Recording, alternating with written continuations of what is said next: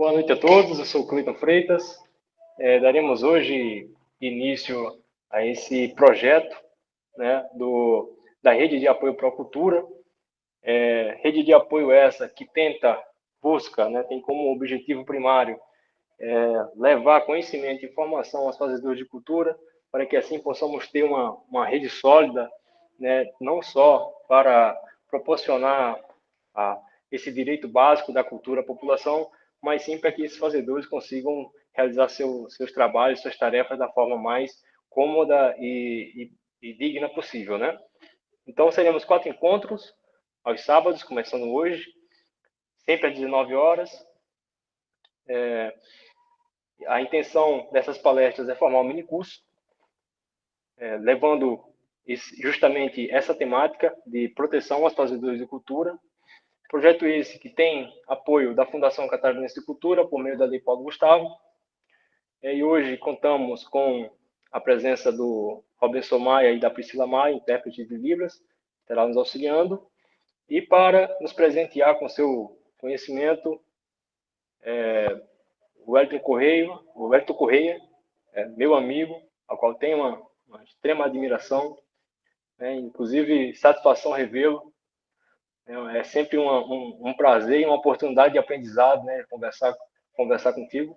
O Wellington, que é mestre em História pela Universidade de Santa Catarina, do Estado de Santa Catarina, UDESC, graduado em História pela UFSC, Universidade Federal de Santa Catarina, especialista em Direito Público pela Universidade Regional de Blumenau e graduado em Direito pela Unisul, Universidade do Sul de Santa Catarina. Concluiu o curso de preparação para a magistratura, módulo 1, na Escola Superior de Magistratura, e tem uma vasta experiência no cenário cultural, de produção cultural. Foi coordenador, maestro das atividades da Associação Musical Recreativa Lapa, que é um ponto de cultura do estado de Santa Catarina. Instituição essa que tem como principal objetivo proporcionar ensino de música à população do Ribeirão da Ilha, de Florianópolis. Então, alguém com um gabarito, né, conhecimento e renome no cenário cultural musical, e que hoje nos presenteará, né, com sua palestra sobre proteção à memória cultural. Wellington, já peguei meu bloquinho de notas aqui, fica à vontade, né? A casa é sua. Obrigado, mestre, pelas palavras aí tão gentis. Agradeço aí a oportunidade, a iniciativa, né? Parabenizo. Uma boa noite a todos, senhoras e senhores. Então, como o Cleiton falou, a nossa palestra hoje vai ser sobre proteção à memória cultural, né? Dentro desse projeto de capacitação dos fazedores de cultura. Então, vai ser um encontro aqui bastante voltado aqui para que os agentes culturais, né, como um todo, seja a pessoa física, seja a pessoa jurídica, elas tenham essa proteção, elas conheçam, né? Primeiramente, a gente vai passar aqui umas definições, algumas teorias da história, né, do campo historiográfico, a respeito de memória social, memória cultural, patrimônio, identidade, né, que são conceitos que são importantes para quem é agente cultural, né, e para que a gente conheça, porque a gente conhecendo, a gente vai poder proteger, né, tudo que a gente conhece, tudo que a gente sabe o que a gente consegue proteger, consegue identificar, consegue conservar. Então, o objetivo da palestra vai ser mais nesse sentido, e passar algumas experiências de vida, né, que eu tive, e que, como o Cleiton falou, eu trabalhei como voluntário na Sociedade Musical Recreativa Lapa durante mais de 20 anos, eu aprendi música ali, então foi uma experiência como agente cultural bastante rica, né, que trouxe para mim assim, muito aprendizado. Trabalhar com essas pessoas maravilhosas que participaram ali da Sociedade Musical Recreativa Lapa, a banda da Lapa lá do Ribeirão da Ilha, né, com uma instituição com 128 anos de tradição, né, de história. Então, ali no primeiro slide, ali, que é a apresentação, né, do projeto, da palestra, né, a gente dá ali o início ali, e já demonstra ali que o objetivo da palestra é esse, né, focando principalmente nos agentes culturais ali que estão ali demonstrados ali nas figuras ali. A gente tem ali uma orquestra ali, né? Um maestro ali regendo, temos ali artistas circenses, ali um grupo de dança, um artista ali pintando ali uma paisagem. Então, esses agentes culturais, todos eles têm uma memória cultural. E a gente vai verificar isso daí no decorrer da palestra, né? As formas que essas pessoas têm, esses artistas têm, para se proteger, né? E continuar os seus trabalhos aí, não só olhando para o presente, né? Mas também para o passado e para o futuro. Então, o foco vai ser mais aí na disciplina de história, né? Então, o Freitas ele já falou um pouco ali da minha experiência, né? Que eu tenho ali a minha experiência acadêmica, já falou ali da minha experiência profissional, né? Eu sou primeiro sargento da aeronáutica, da minha experiência na Sociedade Musical Recreativa Lapa. Então, eu vou pular aqui essa parte aqui. Meu nome é Wellington Carlos Corrêa, e eu vou pedir para que, se alguém tiver alguma dúvida, alguma sugestão, se quiser falar alguma coisa a respeito do tema, para engrandecer ainda mais o debate, que deixe no final, né? No final pode levantar ali a mãozinha ali no aplicativo ali, que a gente vai debater um pouquinho, vai conversar um pouquinho a respeito, tá? Então, as perguntas, por favor, deixem para o final para a gente esclarecer o máximo possível.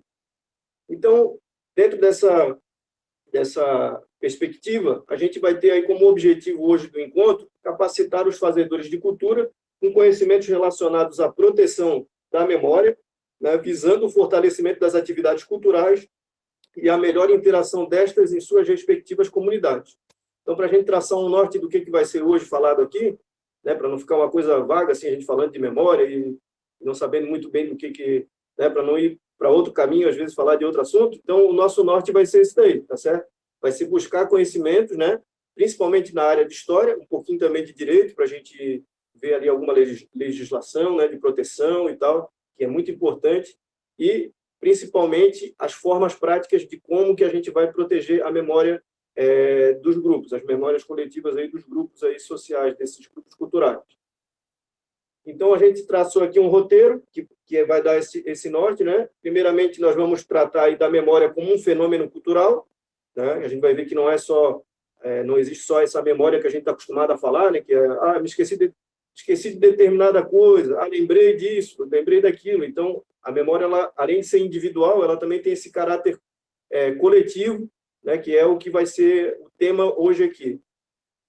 A gente também vai falar sobre memória, a relação entre memória, identidade e patrimônio, que são conceitos que estão totalmente imbricados uns nos outros. Depois a gente vai passar a falar da proteção do patrimônio e da memória na legislação brasileira.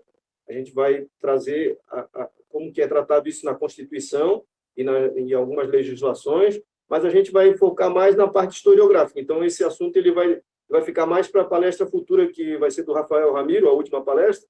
Ele vai falar mais, dar um aprofundamento maior. Então, eu não vou tratar tão aprofundado esse tema.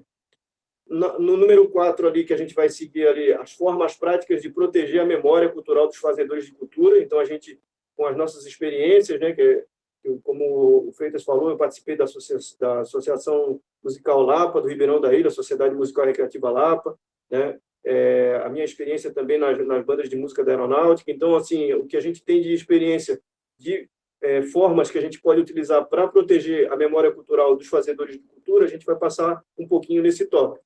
E, por fim, as considerações finais, né, que a gente vai tratar ali sobre o tema.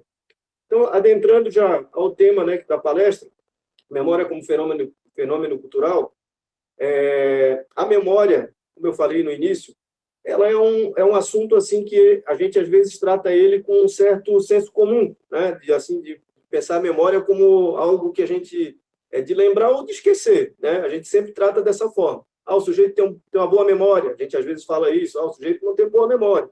Então a gente trata muito o assunto memória dessa forma. A memória, ela é um assunto subjetivo, é um conceito subjetivo, mas ele está no campo da história. E é muito importante a gente conhecer esse conceito, né, de memória. E também por ele estar relacionado com a história. A memória e a história elas se relacionam, como a gente vai ver mais à frente, né? Aí a gente às vezes pensa, poxa, mas são coisas que, pensar no passado, mas o que isso aí vai influenciar no meu presente, né? E muito muito menos no futuro e tal. A gente, quando pensa dessa forma, a gente está totalmente enganado, né? Eu sempre, eu como historiador, sempre vejo assim o passado como uma coisa muito importante. E eu acho que as pessoas deveriam dar mais assim preocupação, na sociedade deveria haver uma preocupação maior, porque é justamente o passado que ele vai traçar o teu presente e o teu futuro. Então, a gente sempre tem que estar olhando para o passado, né? Não negando completamente o nosso passado, né? E principalmente na sociedade hoje, que a sociedade hoje que a gente vive, ali no slide, a gente vê ali a imagem ali, uma evolução ali, né? Que a gente indo para um código de barra, né? Dando a ideia do quê? De uma sociedade completamente mercadológica, né? Assim, a gente pensar sempre nas questões financeiras, nas questões de mercado mesmo, de comprar e vender e tal. E, assim, a arte, claro, ela tem que ter esse conceito de produto, a gente tem que valorizar a nossa arte também, vendê-la, claro. Só que, assim, a gente tem que pensar além disso, né? Eu acho que a gente tem que focar a nossa produção cultural, a nossa produção artística, como algo que também, além de ter essa projeção no mercado, ela também tem que ter um pensamento social, né? Então, a gente pensando no nosso passado, na nossa memória, na construção da nossa memória, a gente vai ver que vai conseguir, inclusive, melhores resultados no nosso produto ali, na nossa forma de produzir a nossa arte, né? Nossa cultura ali que a gente faz. Então, a ideia ali desse slide é isso daí. A gente, nessa sociedade mercadológica, que às vezes transforma as pessoas em mercadorias mesmo, a gente tentar desvincular disso daí de alguma forma, né? Eu sei que pagar a conta, a gente tem que pagar a conta todo mês, a gente tem que pensar no presente, mas, além disso, a gente dá também um espaço para pensar um pouco da nossa história e do nosso passado, né? Para a gente tentar, ao máximo, ter aí um horizonte de expectativa, né? Então, a memória, como eu falei, ela é muito vinculada aí à ideia do individual, do indivíduo, né? Aquela ideia de memória da psicologia mesmo, e não é desse tipo de memória que a gente vai tratar. Ali a gente tem no slide ali uma pessoa com dúvidas ali, né? Às vezes a pessoa pensa, pô, onde é que eu esqueci determinada coisa? Pô, esqueci de fazer tal coisa. Então, assim, a memória, isso aí também é um tipo de memória, né? Essa memória individual. E existem vários tipos de memória, né? A gente vai ver que a memória coletiva é uma delas, né? E é o objeto central aqui do nosso estudo aqui, da nossa palestra hoje. Mas nós temos também aí a questão da memória auditiva, né? Que também é muito importante, né? Quando ali a gente vê ali a imagem de uma mãe contando uma história para o filhinho dela, né? Então, nesse contar aí de histórias e tal, a pessoa vai aí tomando aí como um gatilho de várias memórias que ela vai tendo, né? Então, ela vai tomando aí aquilo ali e vai colocando na memória dela, né? Então, isso aí é um tipo de memória auditiva. Nós temos a memória visual, nós temos ali uma pessoa ali mostrando ali uma foto, ali um desenho e uma pintura ali, fotos, desenhos, pinturas. Então, tudo isso aí gera um gatilho para as nossas memórias, né? Então, a gente tem isso daí também. E para o historiador, né, essas fotos, elas, além de serem objetos mnemônicos que vão mexer com a nossa memória individual e fazer com que nós consigamos aí contar histórias e dê uma narrativa, né, para alguma história, elas também servem como fontes históricas. Então, a gente vai ver a importância para o historiador das fontes históricas, né? Sejam fotos, sejam documentos, né, seja a história oral, através das narrativas, né? Então, a gente tem tudo isso aí como sendo fontes históricas. Ainda dentro aí da memória, nós temos a memória olfativa, aquela memória do paladar, né? Nós temos aquele cheirinho, quem nunca, né? Sentiu aquele cheirinho do café e pensou lá no café da vovó, lá, né? Aquele biscoitinho que a vovó fazia, o bolinho, né? A cuca. Então, assim, a gente tem todo a gente carrega esse sentimento, né? Quando a gente traz, assim, é um gatilho que nos dá, né? Ele abre um gatilho para a pessoa sentir um passado que ela presentificar um passado dela, né? Às vezes ali o momento que ela tinha, de repente, com a avó, com a mãe. Então, tudo isso daí vem, às vezes, na memória da pessoa através de um cheiro, através de um gosto, né? Através do contato visual, auditivo. Então, a memória ela é cheia de gatilhos, então isso tudo desperta gatilhos na gente. Para a história oral, isso é muito importante. Quando o historiador ele vai fazer uma entrevista, ele vai utilizar esses gatilhos mnemônicos, né, que vão fazer com que a pessoa desperte isso daí, vai contar histórias daquele passado que o historiador ele tem em mente ali de procurar pesquisar, né? Se ele quer, de repente, contar ali a história, ele quer saber a história de determinado fato que aconteceu lá na década de 1930, ele vai trazer fotos daquele período para a pessoa que viveu ali, para ela falar sobre aquilo, né? Aquela pessoa que viveu, ela vai ter o que falar, tá certo? Então, isso aí são as memórias auditivas. E existe dentro das ciências sociais o conceito de memória coletiva, né? A memória como um fenômeno cultural que a gente está falando, é a partir daí. Então, da década de 1920, começam a ter sociólogos dentro da Escola dos Análises, né, que é uma escola que envolve interdisciplinaridade, vários pesquisadores começaram a delimitar aí a quebrar vários tabus que existiam nas ciências sociais, né, de parâmetros de pesquisa, etc., e começam a dar um novo norte para as ciências sociais, seja história, sociologia, psicologia social. Então, todas essas disciplinas elas vão começar a ter um norte com base nesses pesquisadores. Aí nós vamos ter aí na Escola dos Análises, a gente vai ter Maurice Rollbach, que é esse filósofo, que é esse sociólogo francês, né, que ele vai ter aí a teoria da memória coletiva. Nós vamos ter Jacques Le Goff, que é um historiador francês, também muito preocupado com a questão da memória e história. Né? Nós vamos ter Durkheim, etc. Vários historiadores, sociólogos, vão participar aí das ciências sociais e trazerem novas perspectivas de pesquisa. Né? Porque até então, a história ela tinha como base apenas os documentos materiais. O historiador não trabalhava com história oral, por exemplo. Ele não trabalhava com outras fontes que não fossem aquelas que estivessem escritas.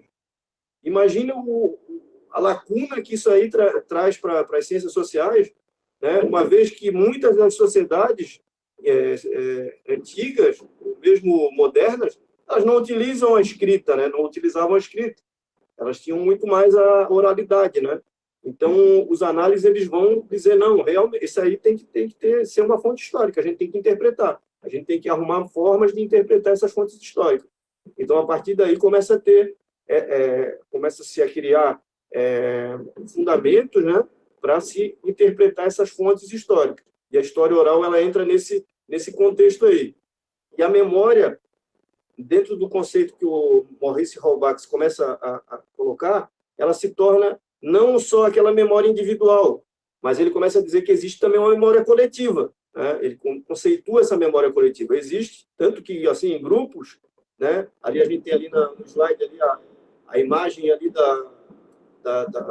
um quebra-cabeça, né? A pessoa com um quebra-cabeça ali, uma das peças, e outras peças dispostas ali em outros lugares, né? Então, essas pecinhas aí são as memórias individuais, né? Que vão sendo montadas como um quebra-cabeça mesmo, né? Então, cada pessoa tem aí uma memória daquele fato, né? Por exemplo, vou dar um exemplo prático, né? Nós, brasileiros, nós temos muito a questão do futebol como um tema central. O brasileiro, eu não sou assim muito identificado com o futebol, para falar a verdade, mas querendo ou não, o brasileiro ele vive futebol, né? Ele vai tomar um café no barzinho lá da esquina, ele vai para o trabalho, ele está ouvindo de futebol, né? E assim, um fato que aconteceu que é quase que 100% dos brasileiros tem na memória é a questão do 7-1, né, da Alemanha. Então, foi assim, uma derrota assim, acachapante, né, que houve, né, e na Copa do Mundo aqui no Brasil, né, no Maracanã. Né? Então, assim, isso daí é uma memória coletiva, praticamente nacional. Imagine, quem no Brasil não sabe disso aí. Assim, uma memória... porque a memória também tem isso aí, ela tanto pode ser traumática, né, que é o caso, né, do 7-1, como ela pode ser uma memória que traz aí que traz aí tradições, que traz aí uma questão de elevação, né, da pátria, né. Nesse caso aí foi uma memória traumática, né, mas é um tipo de memória coletiva que eu quero trazer aqui como exemplo aqui que a gente pode falar. E aí cada um vai dar a sua versão. Por exemplo, eu estava na minha casa assistindo o jogo, né, naquele dia. E, pô, quando o Brasil levou lá o quarto gol, eu peguei e saí da frente da televisão. Eu já achei que era uma palhaçada aquilo ali para sair fora, entendeu? Então, assim, cada um vai ter a sua forma de contar aquele evento, né? Então, assim, dentro dos grupos sociais acontece a mesma coisa.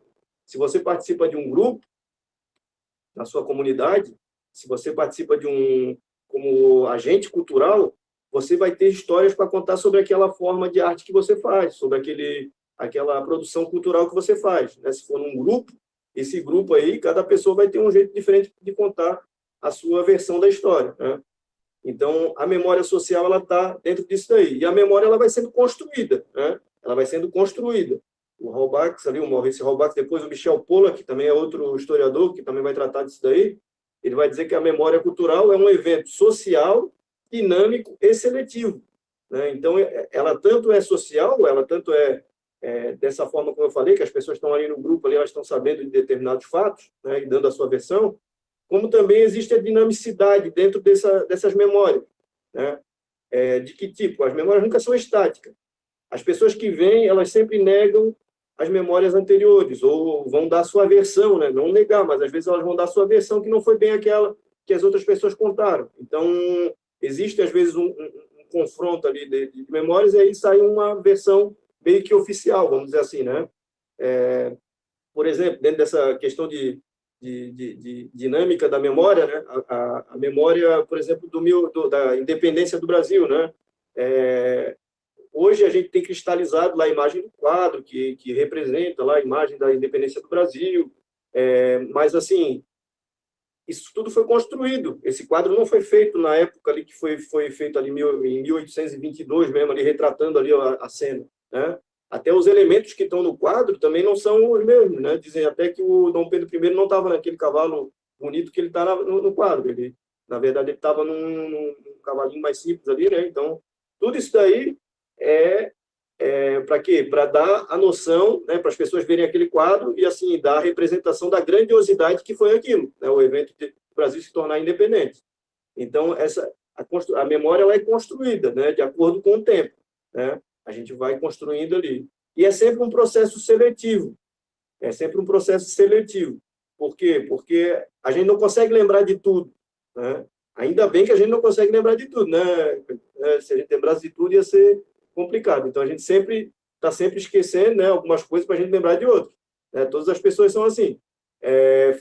A gente esquece um pouco, vai lembrando, e isso daí é um processo seletivo que a gente vai fazendo, das memórias serem seletivas, né?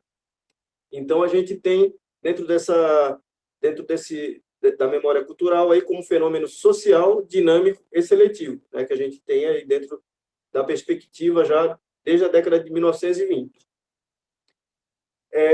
A gente vai ter aí também a relação da memória com a identidade, né? É muito importante a gente estabelecer essa relação. Por quê? Porque a gente tem a memória, como eu falei, dentro desse processo de negociação que vai acontecendo, de construção da memória, também a da nossa identidade, né? A identidade como agente cultural, como grupo ali que a gente vai fazendo, né? Por exemplo, eu fiz a pesquisa minha do mestrado em cima da biografia do Luiz Henrique Rosa, que é um artista catarinense, né, da Bossa Nova, e que ele participou do movimento Bossa Nova, ele viajou inclusive para os Estados Unidos, e etc, né? Então, assim, quando eu fiz ali a pesquisa, eu fui atrás de fontes historiográficas ali para fazer a pesquisa, eu me deparei com bastante fontes orais, né? Eu tive que entrevistar alguns artistas que participaram da época, com o Luiz Henrique Rosa, né? Artistas que eram contemporâneos, mas que conheceram ele, né? Então, assim, para eu entender a construção da memória do Luiz Henrique Rosa como artista, eu tive que saber o que essas pessoas assim, tinham feito assim com ele, né? O que essas pessoas viam ele, como que ele era, assim, como pessoa, até porque ele já é falecido, né? Então, assim, peguei assim, as entrevistas também, além das fontes jornalísticas, fontes bibliográficas, né? Então, a gente também teve que entrevistar as pessoas. E isso daí é uma construção. Uma pessoa vai falar uma coisa, porque teve um contato mais próximo com ele, outra vai falar outra coisa, porque não teve um contato tão próximo, né? Mas a gente não pode, como historiador, né, E como agente cultural mesmo, eu estou falando aqui para um público aqui de agentes culturais, né, que vão se deparar na sua associação, no seu grupo ali, com uma história, às vezes, que não é só através de documentos, não tem muito documento para contar aquela história ali. Mas é importante que se faça, né, que tenha-se ali uma pesquisa, né, historiográfica, uma pesquisa para se, através de história oral, fazer esse retrato aí do passado aí para saber como é que foi aquela história ali, né? Assim como eu fiz da biografia lá do Luiz Henrique Rosa, mas também dá para fazer com biografias mesmo de entidades jurídicas, assim, de pessoas jurídicas, né, de grupos, né? Dá para a gente também através desses relatos. Então ali dentro ali do slide a gente vai ter um segundo tópico, que é a questão, além da memória existir ali na construção da identidade, existe sempre uma disputa e uma negociação entre essa memória, que vai formando a identidade dos grupos, né, um grupo maior que a nação, né, o maior grupo que a gente tem no Brasil é essa ideia de nação que a gente tem, né, e também existe uma memória nacional. Aí a gente vai ter também, aí pensando assim, cada grupo, por exemplo, a comunidade vai ter a sua memória social, um grupo ali, a Banda da Lapa vai ter a sua memória, a Morarte vai ter a sua memória, né? Então, dentro desses grupos, existem sempre questões de disputa e negociação de memória. Isso é normal de acontecer, né? Porque, como eu falei, é um ponto de vista, né? A memória individual de cada um vai trazer um ponto de vista para essa memória coletiva, né? E essa questão de disputa, assim, para dar um exemplo, né, de como assim que a memória ela é importante para que haja fixação. Por exemplo, na Igreja Católica hoje a religião cristã, né, que é predominante e tal, ela veio ali no século XIX, eu falo predominante no Ocidente, né? Ali no século IX, ali século VII, né, ela começa a disputar a memória com religiões pagãs que existiam já, né? Então, muitas das datas, por exemplo, que são hoje do calendário cristão, elas vêm já de datas de religiões pagãs, né? Por exemplo, até mesmo o Natal, né? O Natal, na religião lá de Roma, lá dos romanos, que os romanos eram politeístas, né? Eles acreditavam em vários deuses, e uma das datas era o nascimento de Saturno, né? E se você ver, é a mesma data de nascimento de Jesus. Então, assim, a história ela vai se tomando assim, ela vai dentro desse processo de memória, vai havendo essa disputa de memórias, né? E vai se construindo, vai se delimitando. Então, para se formar determinada história social, vai se adequando, né? E vai se tomando. Então, assim, as pessoas às vezes elas têm ali um processo ali de disputa mesmo, e a partir disso daí também vai havendo ali uma conciliação, né, de quais datas que vão sendo ali importantes naquele calendário e tal, daquele determinado grupo de pessoas, para elas irem se constituindo. E ali na figura a gente vê ali um mosaico, né, acaba sendo um mosaico de várias memórias coletivas ali, né, sociais que vão se adequando. Partindo já aí para a ideia ainda de identidade e memória, né, nessa construção da memória, a gente vai ter a questão dos conflitos geracionais também, né, e a construção e a relação com a memória cultural. Ali eu trago ali um livro ali para quem tiver interesse, é bastante interessante, da Ecléa Bose. Ela é uma psicóloga social brasileira, né, já falecida, e ela é Memória e Sociedade, né, Lembranças de Velhos. É um livro bastante interessante. E ela traz aí a preocupação que a gente tem que ter com os mais velhos, com os mais idosos, né? Por quê? Porque nessa sociedade que a gente vive, como eu falei ali no início, bastante mercadológica, muitas vezes a gente está interessado na tecnologia do agora, de comprar o iPhone mais novo, de ver ali a internet mais rápida, né? De ver o que está acontecendo lá no Google, nas redes sociais, e esquece, como eu falei, para o passado. E o passado, assim, muitas vezes, são aquelas pessoas queridas, as pessoas idosas que tiveram aí um passado bastante rico, que são cheias de história para contar, né? E às vezes não tem a possibilidade de contar essas histórias que elas viveram, né? Então, assim, a importância que nós temos de fazer com que essas pessoas que têm a vocação de falar, porque o idoso ele tem essa vocação, né? Ele está cheio de vontade de falar daqueles assuntos que ele viveu. Imagina, tu viveu uma vida toda cheio de coisas interessantes para falar, e aí os mais jovens, às vezes, virar as costas para ti, né? Então, a gente não quer isso.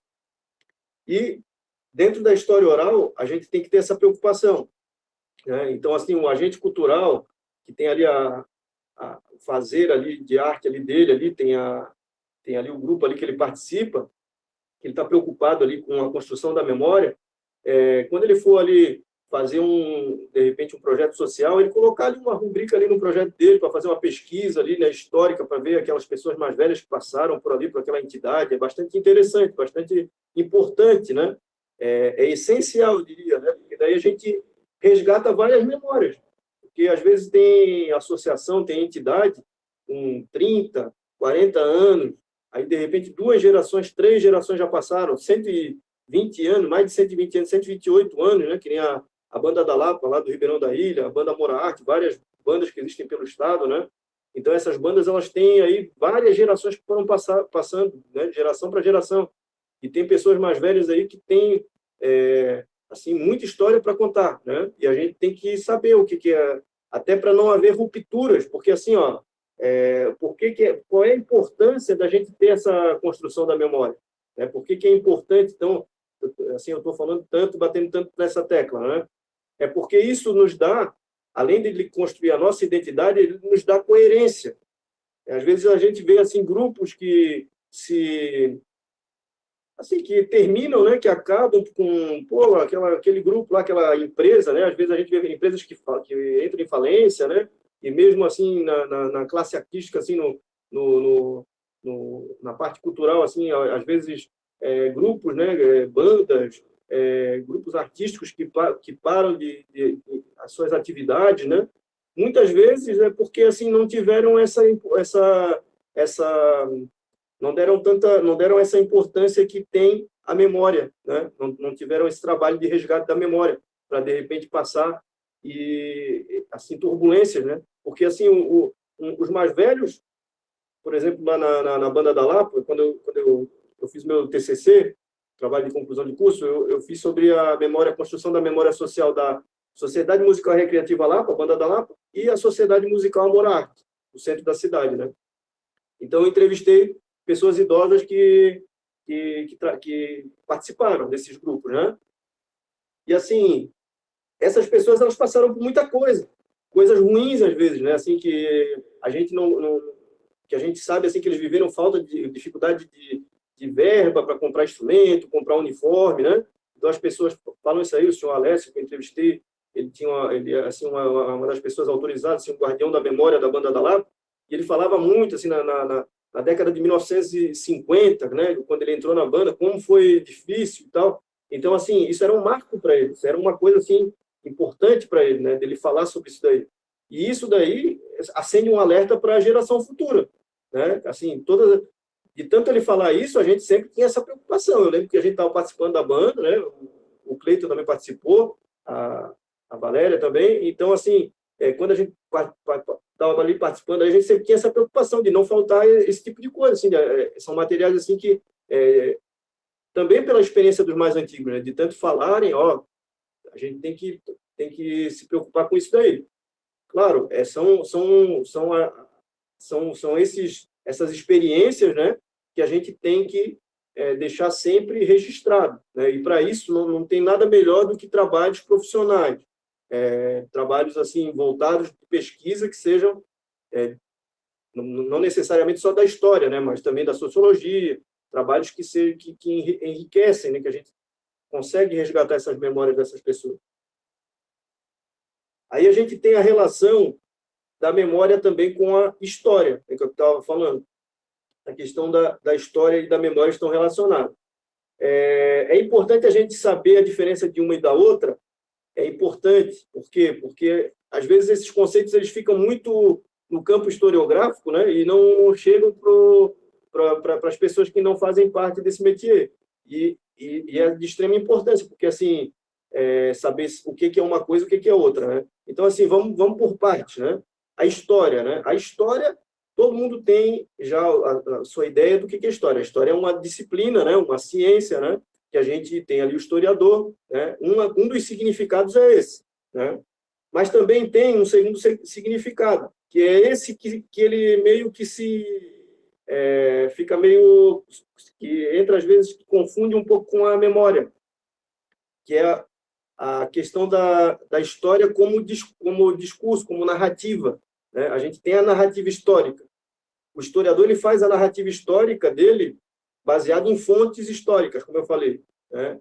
E ele conta essa história, né? Então, assim, a narrativa histórica ela tem a preocupação, ela tem a preocupação de estar ancorada em fontes históricas, quais sejam documentos, fotos, né? A partir de uma análise, a partir de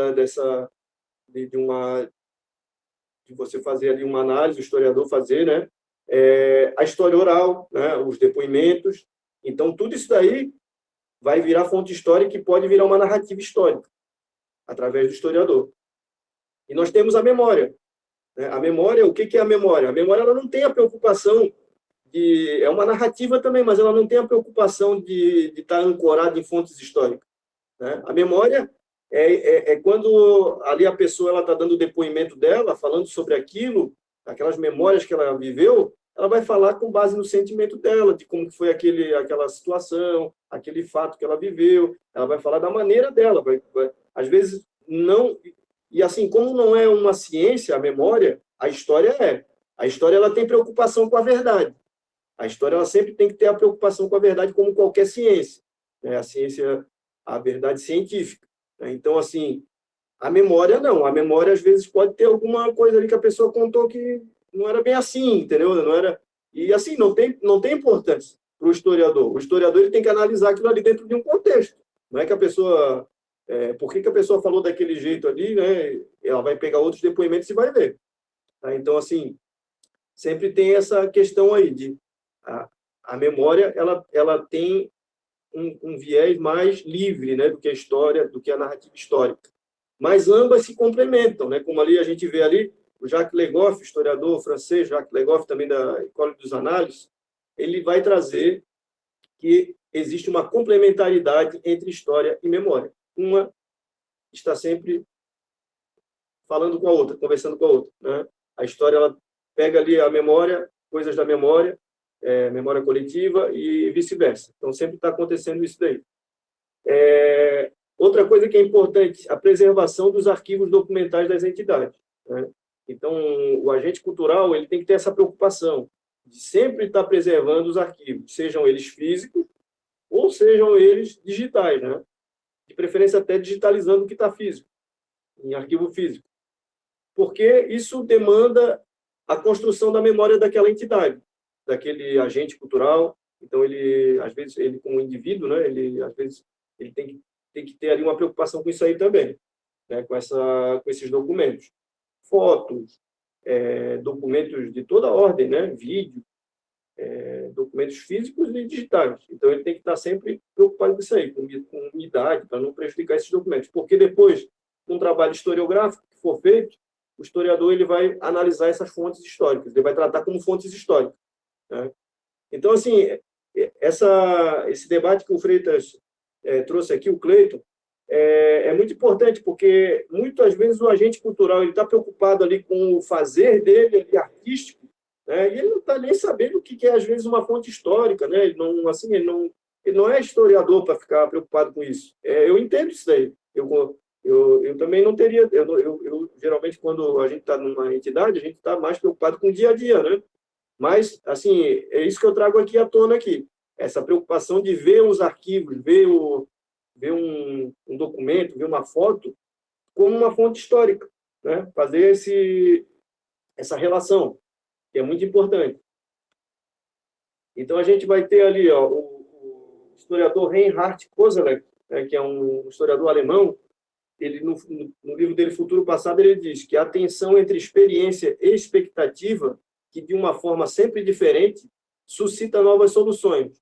Vai surgir o tempo histórico. Então, é sempre essa relação do campo de experiência com o horizonte de expectativa que vai gerar o nosso presente. O nosso presente ele vai estar sempre ligado a isso aí. Essas três fases do tempo, né? O passado, o presente e o futuro. Eles vão estar sempre relacionados. As coisas do presente a gente está pensando, mas a gente sempre tem que ter um olhinho no passado. É aquela história, sempre um olho no peixe e outro no gato, né? É a mesma coisa, a gente tem que estar sempre de olho no presente, a gente está fazendo as coisas do dia a dia, mas dando uma olhadinha no passado, né, para ver como é que foi, e também no futuro. A gente sempre está pensando no futuro, né? Ninguém é, assim, tanto os agentes culturais como a gente mesmo no dia a dia, a gente sempre tem a nossa preocupação com o futuro, né? Isso daí é normal. Uns mais, outros menos, mas é importante que haja um equilíbrio, né? Não também a gente ficar só focado no passado, pô, tem gente, né, a pessoa ficar só, aquela entidade que fica só focada no passado, ela não tem uma evolução, né? Não tem assim uma perspectiva, né? Mas também a gente não pode ficar só vidrado no presente, né? Tentando fazer ali, safar as coisas do dia a dia, esquecendo da história, né? Da construção da memória, né? E também sem pensar um pouco também no futuro, nesse espaço de experiência. Então, é isso que o Kozelek ele vai falar, que o tempo histórico ele está dentro desses três parâmetros.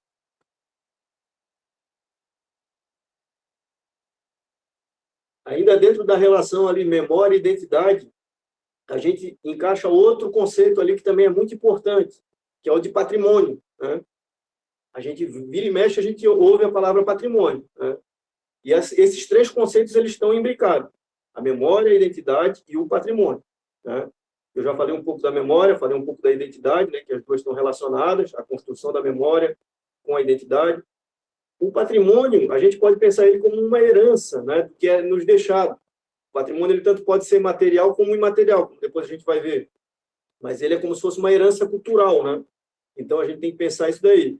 Uma herança que é de todos, assim, que quando a gente está diante de um patrimônio, a gente tem que pensar dessa forma, com um respeito devido, né?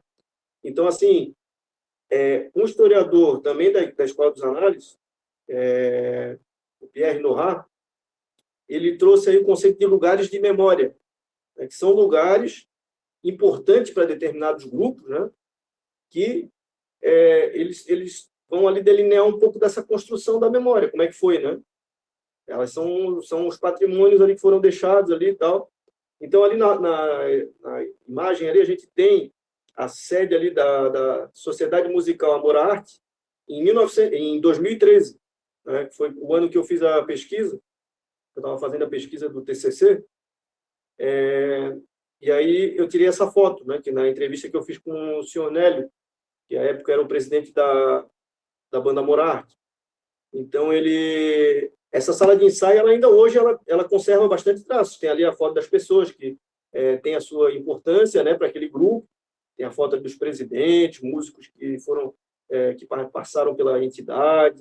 Né? Nós temos ali quadros ali que têm uma importância para esse grupo, né? E por isso que são lugares de memória. Então, tu chega na Amor à Arte, não tem como tu não ver ali os móveis ali, o mobiliário ali, as estantes, as partituras ali, né? A forma como eles se dispõem. Então, isso tudo aí desperta, né, o gatilho assim, de que é uma entidade preocupada com essa construção da memória, né? Até por uma das características que a Amor à Arte ela é do centro da cidade, lá de Florianópolis, ela fica localizada no centro, né, da cidade. E a Banda da Lapa, ela fica mais na periferia da cidade, que é no sul da ilha, né? Então, nós temos aí formas diferentes da construção da memória. São duas bandas de música que foram fundadas quase próximas umas das outras, mas se a gente for ver a construção da memória, como se deu a construção da memória, são totalmente diferentes em relação por exemplo, a banda Amor à Arte, que é no centro, ela tem sede própria, ela tem um prédio que ela faz os ensaios, já desde o início do século XX, quase perto da fundação, ela já tinha esse prédio como sede. A Banda da Lapa só foi ter uma sede social para ensaios na década de 1990. Então, veja só 100 anos depois da fundação, né?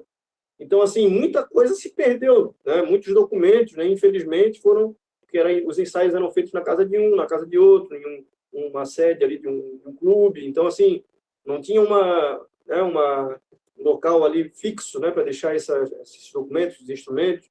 Então, muita coisa se perdeu, infelizmente, muitos documentos desses históricos, né? Ou estão espalhados, né, o que dificulta assim, a pesquisa. Né? No caso da Murarte, não. Como sempre se teve uma sede, as coisas sempre ficaram ali concentradas. Então, a gente vê assim, isso daí materializado. Né?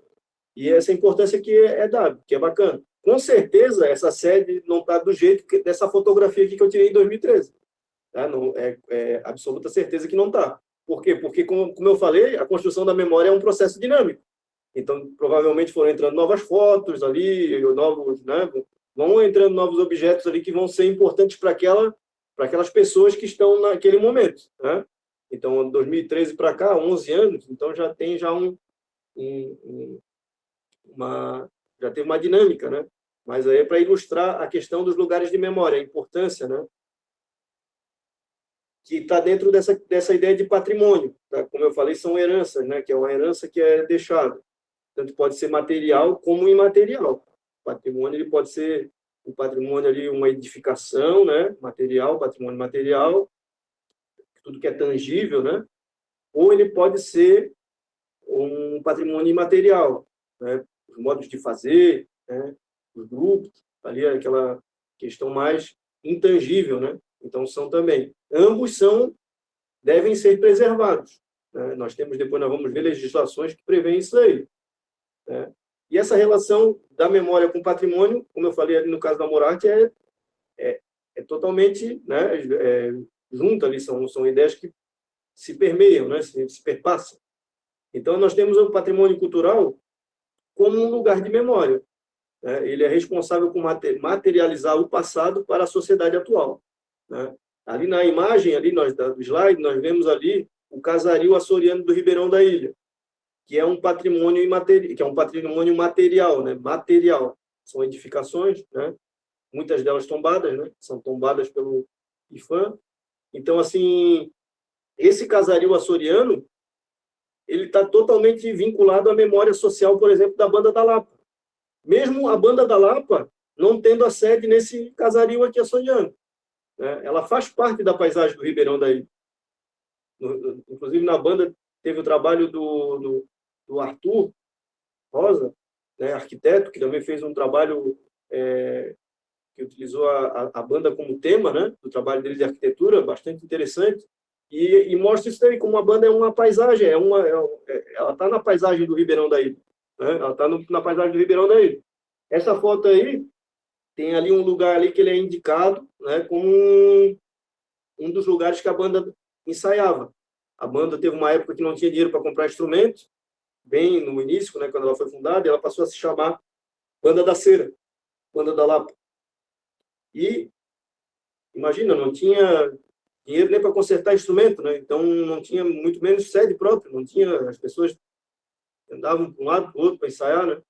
E um dos lugares que o senhor Alessio ele indicou como centro de ensaio da banda foi uma dessas casas aqui, do lado da Intendência. Né? Então, assim, como a memória ela está ligada ao patrimônio, né? Para ele faz sentido aquilo ali. Ele, apesar dele talvez nunca ter ensaiado nessa casa, porque o pai do senhor Alessio ele ensaiou, né? O vô dele também participava da banda. Então nós temos as memórias que são diretas, que a gente chama, que são aquelas que a gente vive, e as memórias indiretas, que são aquelas que a gente vive por tabela, vamos dizer assim, né? O Michel Pollock diz assim, que são memórias que a gente vive por tabela, porque as pessoas contam para a gente repassa, né? Então, essa foi uma das memórias que veio quando ele estava, quando eu entrevistei ele para o TCC, o senhor Alessio Randerreich. Então, ali, traz ali a foto do senhor Alessio, né?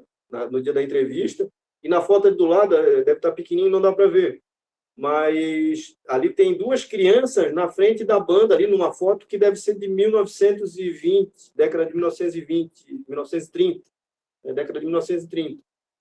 O senhor Alessio era da década de 1920, né? E as crianças bem pequenininhas, assim, com 2 anos, 3 anos. E essas duas crianças são o senhor Alessio e o senhor Cid, que foram dois músicos importantes que passaram pela Banda da Lapa. Então, o pai dele tocava na banda, levou eles para botar ali para aparecer na foto, né? Na frente ali do casario açoriano. Então, imagina, é uma história de vida assim que a pessoa, né, tem aquilo ali na cabeça, ela é um guardião da memória, porque ela tem assim várias histórias, além de ter as histórias dela, ela ainda conta as histórias do pai, do avô, né? Então, tem essa importância aí para o historiador. Então, a gente falando de patrimônio, a gente tem que olhar na legislação brasileira, né? Que ele é tão importante que ele está na nossa Carta Magna, a Constituição Federal.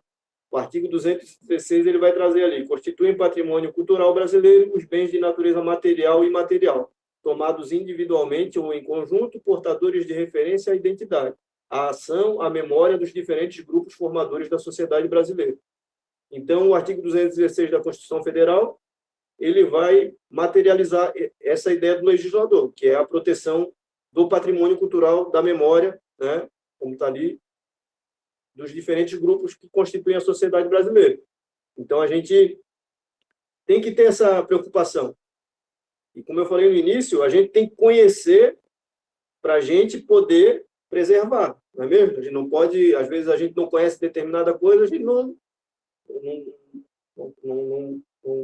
preserva, às vezes não tem tanta importância aquilo para a gente, mas não, a gente tem que conhecer, e essa iniciativa é muito importante, porque as pessoas passam a ter um contato com esses termos, são termos que são das ciências sociais, né, que são conceitos, né, mas que são do nosso dia a dia, quando a gente passa na frente de uma edificação tombada, quando a gente passa na frente de uma sede ali de um museu, né? A gente está vendo ali os objetos ali, a gente tem que dar a importância daquilo ali, a gente tem que saber isso aí e passar para as novas gerações, né? Essa é a importância de haver essa preservação. Aí o artigo 216 ele ainda traz ali, eu não vou me ater assim muito à legislação de como que ela é tratada, né? Mas quem quiser depois dar uma aprofundada, dar uma olhada no artigo 216, tem as legislações também que tratam de tombamento, de registro, né, que depois eu vou passar ali. Então, assim, é importante a gente, como brasileiro, a gente conhecer, né, a nossa legislação e saber que a proteção aos bens culturais, ao patrimônio cultural, ela é tão importante que ela está na nossa Constituição, né, porque a Constituição é a legislação mais importante do arcabouço jurídico, né, brasileiro. Então, se a gente tem isso expresso ali, é porque o legislador brasileiro, né, a população brasileira, ela dá essa importância aí para o seu patrimônio. E aí tem 3 formas ali na legislação que são para preservação que estão previstos em legislação, né, que são previstos, são fundamentos ali, são procedimentos, né, previstos na legislação. O primeiro deles é o tombamento, que está previsto no Decreto-Lei número 25, de 30 de novembro de 1937. Então, esse decreto aí ele vai tratar sobre tombamento. O tombamento, o que é? Ele é um procedimento para proteger, para salvaguardar o patrimônio material. Só para patrimônio material, aquilo que é tangível, né? Então, isso daí pode ser tombado, tanto bens móveis como imóveis. Às vezes, objetos móveis, cadeiras, etc., que têm uma importância histórica, eles podem ser tombados também, não só os objetos imóveis, né? Então, nós temos depois ali embaixo ali, o registro, né? O registro é outro procedimento e ele é voltado para os bens imateriais, né? O patrimônio imaterial. Aí ele vai estar previsto no decreto número 3551, de 4 de agosto de 2000. Aí ele vai tratar só sobre registro. O registro ele envolve aí uma pesquisa, né? Ele tem toda uma estrutura, né? O órgão responsável é o IPHAN para fazer isso daí. Se quem tiver interesse, dê uma olhada no site do IPHAN, lá tem os procedimentos, a pessoa física, a pessoa jurídica pode fazer a solicitação, o requerimento, né? Aí vai encaminhar para o órgão, o Instituto do Patrimônio, e esse órgão ele vai adotar os procedimentos para que seja feito isso, o tombamento e o registro. E existe também o inventário.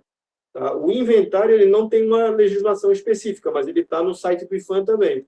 O inventário, para a gente saber o que ele é uma catalogação, ele é como se fosse o pesquisador vai e cataloga aquele bem cultural. Ele vai trazer ali, ele vai fazer uma pesquisa ali, vai catalogar, né?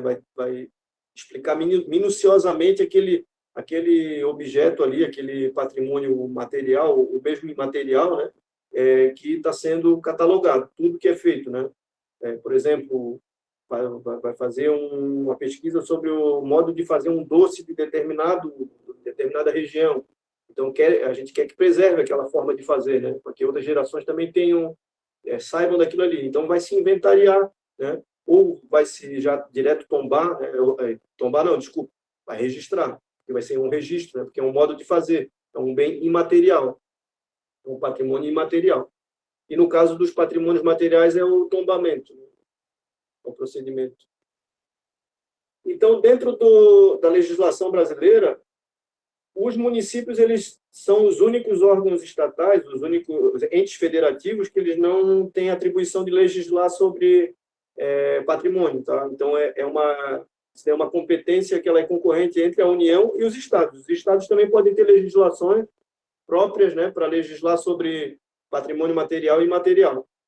Então, os municípios não, mas os municípios também, claro, assim como todo agente cultural, ele é responsável por preservar, né, não só o patrimônio que é tombado e registrado, mas todo o patrimônio, né, brasileiro. Aí nós vamos para o tópico 4, que são as formas práticas que a gente pode adotar para proteger a memória cultural. Essa memória que é tão cara para a gente, que a gente deve adotar procedimentos para proteger, né? Para a gente criar uma blindagem em cima dessa memória aí. Porque, às vezes, atualmente, por exemplo, a gente sabe que no dia a dia a gente vive aquele presente ali que é sofrido, às vezes, né? Às vezes a gente mal tem o dinheiro ali para pagar o pontinho ali no final do mês ali. Então, a gente sabe que as entidades culturais elas não têm ali, às vezes, recursos para estar pensando em pagar pesquisador para fazer uma pesquisa e tal naquele momento. Mas, futuramente, pode ter um projeto voltado para isso ou qualquer coisa nesse sentido aí. Então, é importante já, desde agora, pensar nisso, né? Preservar já para a gente não, no futuro, até facilitar a vida, né, do pesquisador que vai fazer um trabalho. Primeiramente, ali, nós temos, então, ali a questão, na imagem ali mostra ali, uma senhora ali sendo entrevistada, né? Então, a importância do pesquisador trabalhar essa história oral com as pessoas mais velhas que participam dos grupos culturais, que participam de determinados eventos, que participam ali ativamente na comunidade, aquelas pessoas que têm ali um envolvimento, né? Através de quê? De procedimentos, né, científicos ali da história oral e tal. Então, adotar esse tipo de conduta, fazer uma entrevista, né? A gente conversar com essas pessoas é importante? Claro que é muito importante. A gente ir lá tomar um cafezinho com o idoso, conversar com ele a respeito de como que foi lá quando ele estava... Eles gostam de falar, isso aí a gente, né, vê, as pessoas idosas geralmente gostam de falar de como elas passaram ali, o delineado da vida delas e tal. Só que é também importante que haja um trabalho de pesquisa, né? Que aí é um trabalho que ele tem vai ter todo um procedimento próprio, né? Científico ali. Então, o pesquisador ele vai saber o que ele vai perguntar, ele vai conseguir disparar gatilhos de memória que o leigo ele não vai conseguir, né? Ele vai ter uma forma de conversar própria, né? Então, é importante a gente, como agente cultural, sempre buscar parcerias com pesquisadores, às vezes que participam mesmo da entidade, né? A pessoa vai fazer ali um TCC, vai fazer uma dissertação, vai fazer uma tese relacionada ali como tema, ali tendo como tema o nosso bem cultural aí que a gente participa ali, a nossa entidade, né? Isso é muito importante, né? A gente tem que procurar incentivar isso daí, né? Porque isso daí faz com que essas pessoas tenham voz, essas pessoas que às vezes pessoas idosas ali que têm coisas para falar, né? E às vezes não tem com quem falar isso daí, né? E mesmo para verificarem onde estão ali as fontes, né? Onde é que elas vão procurar, elas sabem isso daí, então é importante, né? E aí a gente vai ter ali também, ali tem ali a memória documental da BU, né? A Casa da Memória, para quem sabe, lá no centro de Florianópolis, nós vamos ter locais, Museu da Imagem e do Som, né? Que fica no SIC. Então a gente tem esses lugares aí, que são lugares próprios para que, assim que a gente fizer uma pesquisa dessa daí, a gente leva esse material. Eu lembro quando eu fui fazer meu TCC, eu andei muito na Casa da Memória, eu ia lá, pesquisava lá, e lá tinha muita coisa, principalmente do Zininho, né?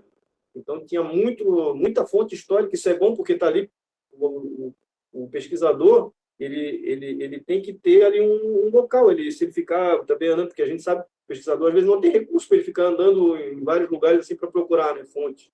Então, se ele tem ali um local ali destinado para isso, e também a gente sabe que as entidades não têm, às vezes, espaço, né, para ficar tendo assim, muito arquivo, né, muita coisa. Então, assim, o local para a gente destinar essas fontes históricas, os trabalhos também, são esses locais acadêmicos, né, como a BU, da UFSC, né, os próprios departamentos de história e tal, eles têm locais próprios para isso daí, para destinação disso aí. A Casa da Memória, que fica no centro da cidade, né, de Florianópolis. Praticamente, assim, quase todas não, mas muitas cidades têm as suas casas da memória, né? Então, assim, de uma forma genérica. Em Santa Catarina tem outras cidades também que tem. Museu da Imagem e do Som, que fica no SIC, também tem bastante material ali, né? Não só exposição, eles têm também alguns materiais de pesquisa que eu encontrei lá, principalmente quando fiz a pesquisa do Luiz Henrique Rosa. Eu vi que eles têm. Então, outra forma de a gente proteger a memória cultural é a questão das datas comemorativas, datas que têm uma importância, que teve uma importância, às vezes, até mesmo traumáticas, datas traumáticas também, às vezes, a gente não, claro, comemorar uma data traumática, mas a gente saber que aquela data foi, aconteceu isso, entendeu? Para que isso não se repita, né? Como eu falei anteriormente.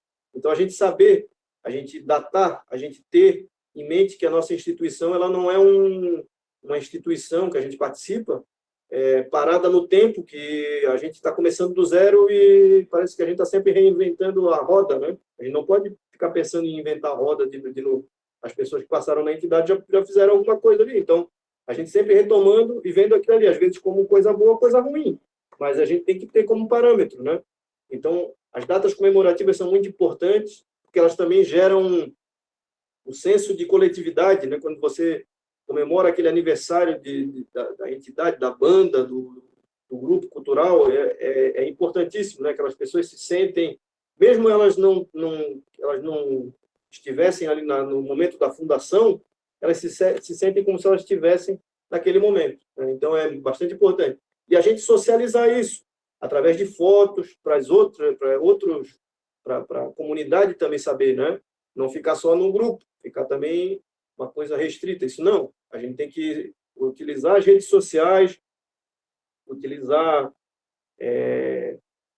enfim, aí esse universo que tem aí de Facebook, Instagram, né?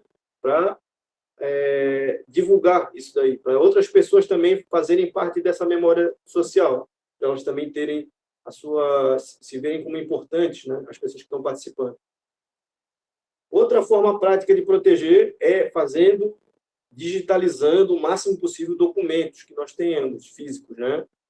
Mantendo arquivos físicos, claro, mantendo de forma que não se deteriorem, que nem na foto ali a gente vê documentos ali deteriorados ali, né? Com muita umidade ali, muitos deles queimados. Então, essa preocupação a gente tem que ter, porque às vezes o documento ele não tem nenhuma importância, a gente acha que não tem nenhuma importância para o presente nosso, mas para o futuro pode vir a ter, né? Às vezes um pesquisador que vai fazer uma pesquisa daqui 5, 10 anos, 20 anos, aí ele não vai ter acesso mais àquele documento. Por quê? Porque não teve uma boa conservação.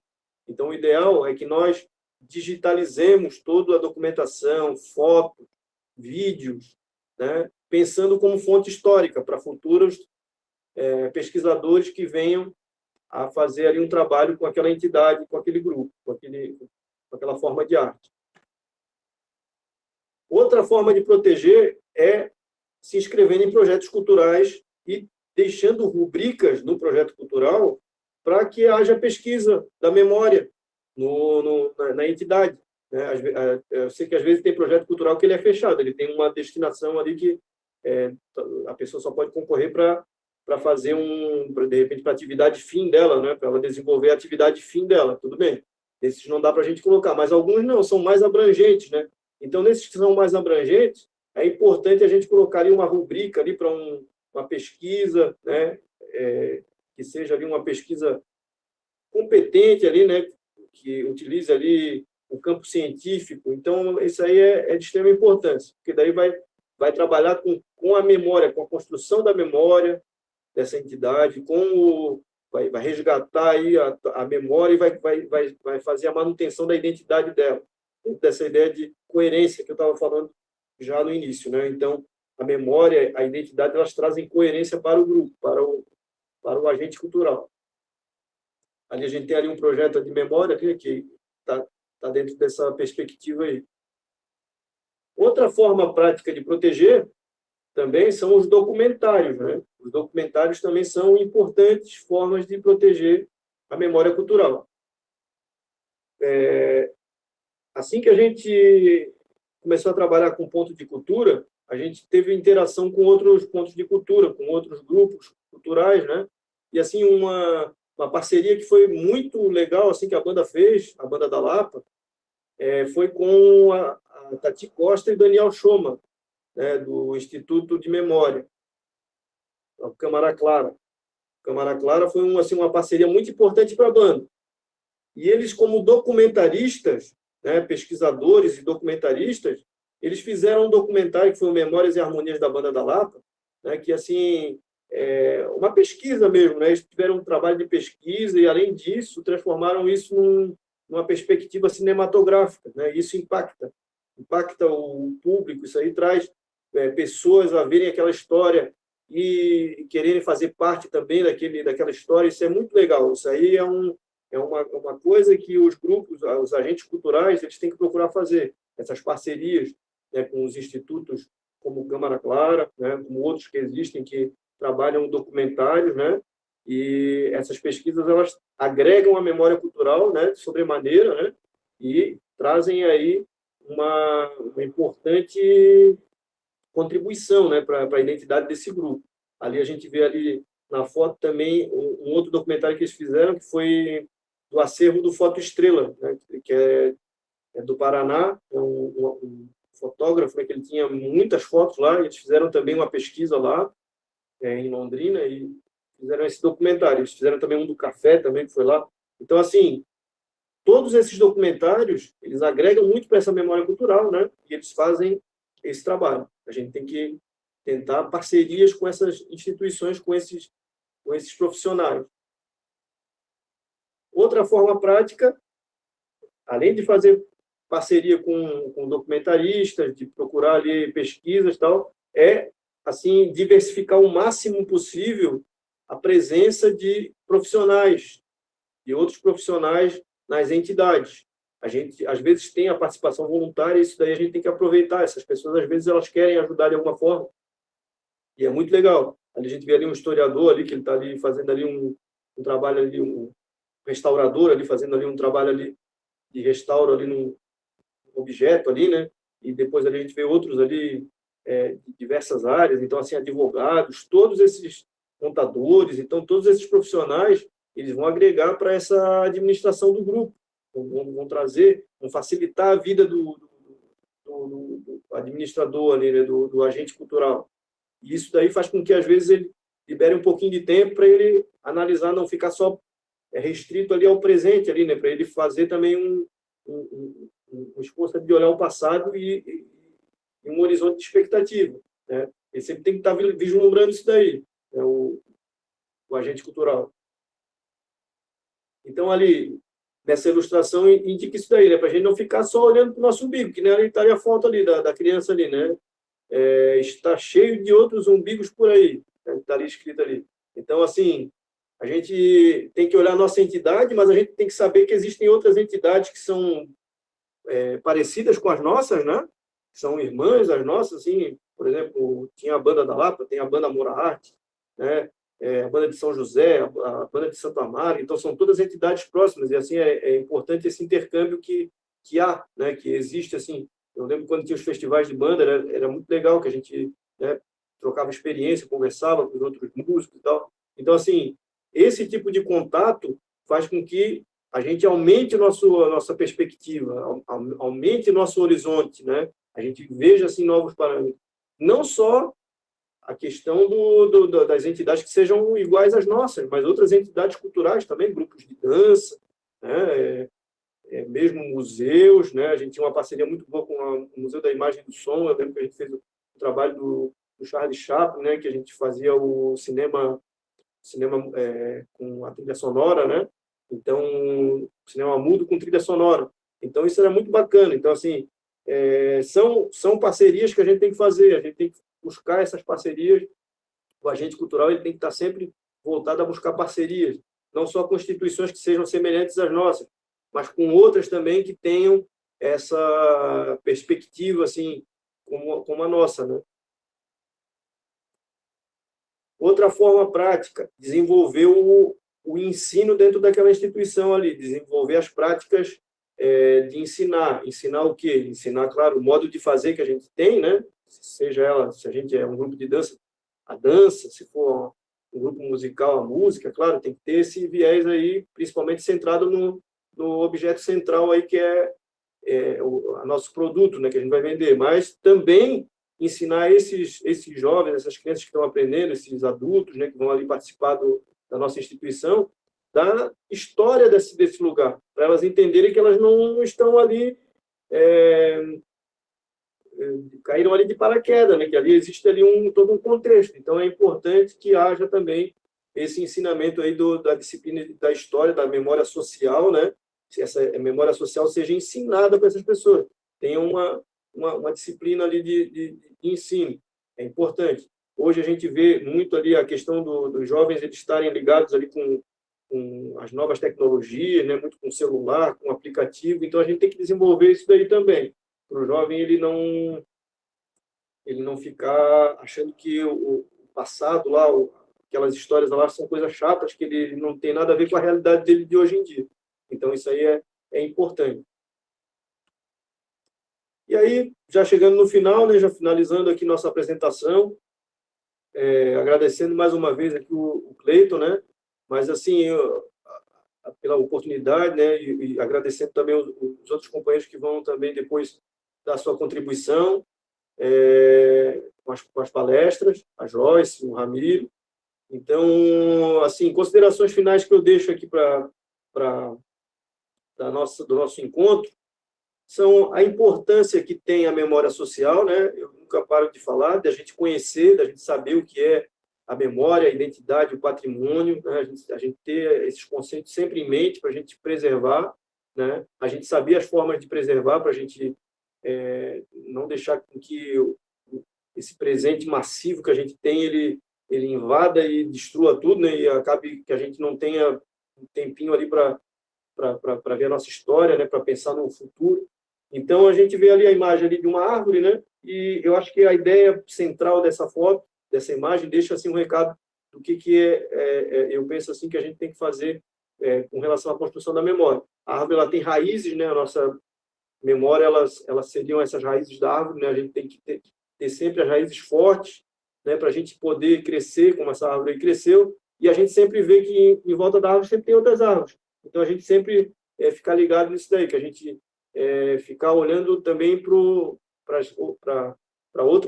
outros projetos, né? Outras perspectivas, né? Não ficar centrado só olhando para o nosso ali, mas também ver que o mundo é grande, assim, para a gente ver outros projetos e outras perspectivas aí de futuro, tá certo? Aí eu trago por fim aí aí o Bastos Tigre, né, que é um poeta modernista brasileiro. Aí ele traz aí dentro aí da sua poética, ele vai fazer aí um texto bonito aí falando de memória, né? Ele vai dizer: a memória possui a ciência de filtrar pelo mais fino dos tamizes fatos, impressões, sensações, para trazer à luz do momento atual somente aquilo que, tendo sido, mereça continuar a ser. Então, eu acho que isso aí resume bem, assim, né, dessa linguagem poética, o que é a memória, né, e a importância que ela tem, né, para todos nós, né. Então, mais uma vez, eu agradeço aí o Freitas. Se alguém tiver alguma pergunta, se alguém quiser acrescentar alguma coisa, fique à vontade. Beto, muito obrigado. De fato, uma bela aula, né? À altura do que já imaginávamos, inclusive. Já estávamos com expectativa alta, né? Sobre este tema que nos é caro, para quem trabalha com, assim como eu, né? Com cultura tradicional, com cultura popular. Mas, inicialmente, questiono se algum dos presentes teria alguma dúvida, explanação, algum apontamento. Fiz algumas anotações aqui, por isso eu queria ficar um pouco mais adiante, mas não tendo, não seria dúvida, mas alguns pontos, né, que me chamaram a atenção aqui, dentre vários que surgiram. Acredito que cada slide que foi passado ali certamente daria boas horas de conversa, né, boas horas de conversa aqui sobre cada ponto, mas talvez ressaltar a importância, né, de alguns tópicos ali. Como eu falei, quem trabalha com cultura tradicional, com cultura popular, é um desafio. Essa construção da memória é um desafio presente, justamente por conta do mercado fonográfico, o mercado de conteúdos, que tem a tendência de ser cada vez mais prático, cada vez mais superficial, né, para vender, realmente vender. E isso vai balizando nossas memórias na questão da seletividade que tinha comentado ali, né? Então, o nosso trabalho, quanto agentes culturais, tem que ser focado, sem dúvida, nessa construção, né? Para que a gente não deixe essa massa mercadológica tomar conta dessa seletividade de memórias que são construídas ao longo de gerações, né? Com muita dificuldade até pela comunidade e por outros fazedores de cultura pretéritos, né? E algo que eu estava refletindo aqui enquanto falava era em relação a esses guardiões de memória, né? Nós, enquanto agentes culturais, nós acabamos nos envolvendo com as atividades da comunidade, com as atividades culturais, e essas memórias ficam muito fortes em nós, né? Essas memórias são muito presentes no nosso dia a dia, mas da comunidade não. Da comunidade não. E acredito que ficou muito claro na tua explanação, né? A importância da gente destinar esse material para que a população, a comunidade tenha esse acesso, né? Assim como mencionaste também o trabalho do Arthur, né, o Arthur Rosa, e aqui eu acrescento o trabalho do Valdir também, né? O Valdir, que é artesão, músico artesão, para que o trabalho dessas pessoas tenha um sentido, né? O Arthur tem um trabalho documental, é arquiteto, e o Valdir é um artesão que ele retrata as casas açorianas do Ribeirão da Ilha em madeira, né? As casinhas, assim, um artesanato muito, muito belo. Mas, para quem conhece a história, sabe o porquê, né, que foi feito aquele artesanato, por que se criou aquela retratação ali, aquele produto tem valor, aquele produto artístico-cultural tem valor. Mas se essa memória se perde, né, claro, aqui nesse exemplo, algo muito distante, por se tratar de uma cultura muito forte açoriana da região, mas levando isso para outras áreas, se perde essa memória do porquê se fez isso, esse produto artístico-cultural, a tendência é perder valor, né? Não tem mercado e esse produtor cultural acabar fechando seu nicho de trabalho e ficar apenas com a sua memória, né?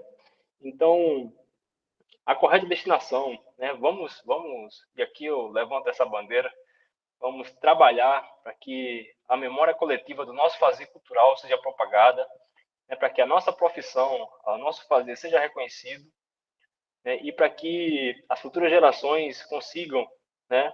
Ali como diz a frase do Manuel Bastos, que colocaste ali no final, para que continue o que mereça continuar, né? Então, mais uma vez, muito obrigado. né? Fico feliz de verdade, tanto por ter aceito o convite, como ter preparado para a gente aí essa bela explanação, que embora já temos a oportunidade de falar um pouquinho sobre o assunto vez ou outra, mas de forma tão vertical e completa, te confesso que me deixou muito feliz. Um obrigado a todos, boa noite. Boa noite, eu que agradeço, mano. Agradeço também a todos que participaram e todos que estiveram presentes. E deixo o convite, próximo sábado, também às 19 horas, teremos a presença da assistente social, Joyce Reis, que tratará sobre proteção sociocultural, né, um pouco mais voltado à proteção do fazedor de cultura em si, né, da sua perspectiva de carreira, aposentadoria, enfim, assuntos voltados para a assistência social ao meio cultural, né? Então, certamente será também uma bela possibilidade, uma bela oportunidade de a gente conhecer um pouco, né? Nos capacitar para que o nosso fazer cultural seja cada vez mais tranquilo e confortável. Um abraço, uma boa noite. Um abraço.